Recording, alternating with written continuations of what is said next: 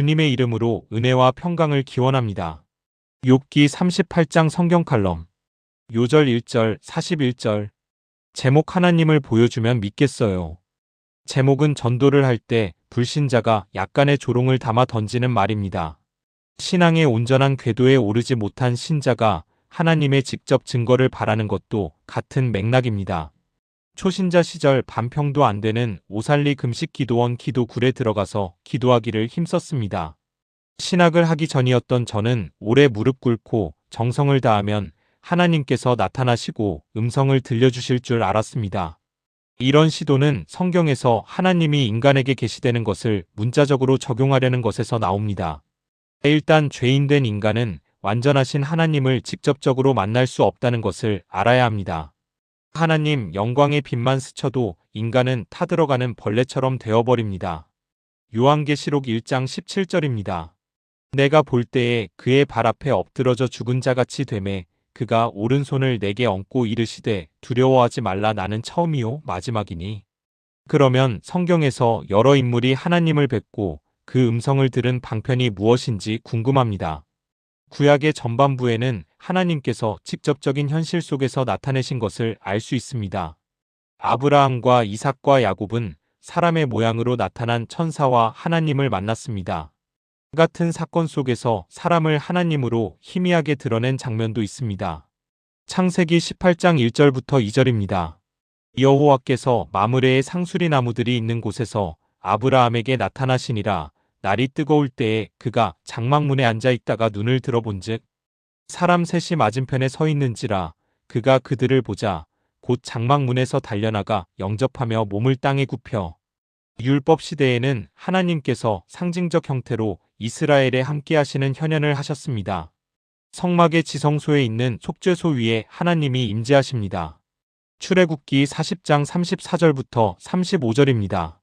구름이 회막에 덮이고 여호와의 영광이 성막에 충만함에 모세가 회막에 들어갈 수 없었으니 이는 구름이 회막 위에 덮이고 여호와의 영광이 성막에 충만함이었으며 이어지는 예언시대에는 문학적 형태로서 하나님의 현현을 보여줍니다. 불과 구름과 폭풍 가운데의 어미하심을 드러내어 말씀하시는 하나님을 뵙게 됩니다.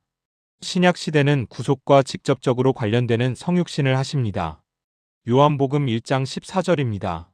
말씀이 육신이 되어 우리 가운데 거하심에 우리가 그의 영광을 보니 아버지의 독생자의 영광이요 은혜와 진리가 충만하더라.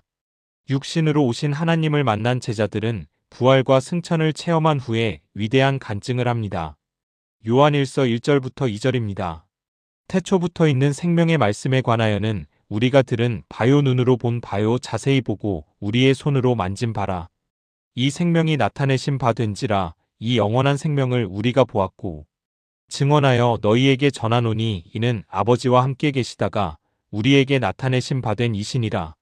이제 교회 시대를 사는 우리는 예수님의 구원 사역을 증거한 완성된 성경을 만나게 됩니다. 요한복음 20장 31절입니다. 오직 이것을 기록함은 너희로 예수께서 하나님의 아들 그리스도이심을 믿게 하려 함이요 또 너희로 믿고 그 이름을 힘입어 생명을 얻게 하려 함이니라. 완성된 계시인 성경은 이제 하나님을 만나는 것과 음성을 듣는 방편이 됩니다. 꿈과 환상의 체험이 있을 수 있지만 그것은 개인적인 신앙의 유익을 위한 것으로 한정됩니다. 누가복음 16장 31절입니다. 이르되 모세와 선지자들에게 듣지 아니하면 비록 죽은 자 가운데서 살아나는 자가 있을지라도 권함을 받지 아니하리라 하였다 하시니라.